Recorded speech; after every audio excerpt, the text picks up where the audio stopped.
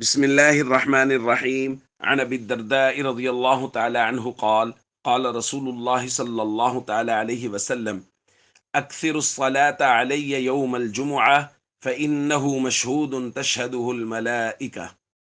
رواہ ابن ماجہ۔ نبی کریم صلی اللہ علیہ وسلم نے ارشاد فرمایا، تم لوگ جمعہ کے دن میرے اوپر کثرت سے درود پڑھا کرو، اس لیے کہ جمعہ کے دن فرشتے حاضر ہوتے ہیں۔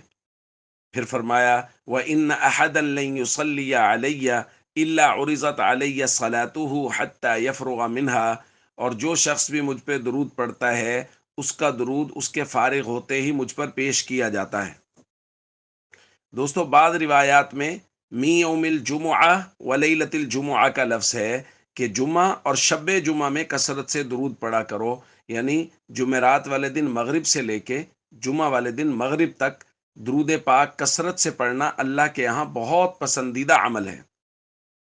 اور کچھ دنوں کے بعد، کچھ ہفتوں کے بعد کوشش کی جاتی ہے کہ جمعہ والے دن درود پاک کی فضیلت پر درس بھیجا جائے، تاکہ ہم لوگ اس عمل کو پابندی سے کرنے والے بن جائیں اور استحضار کے ساتھ کرنے والے بن جائیں۔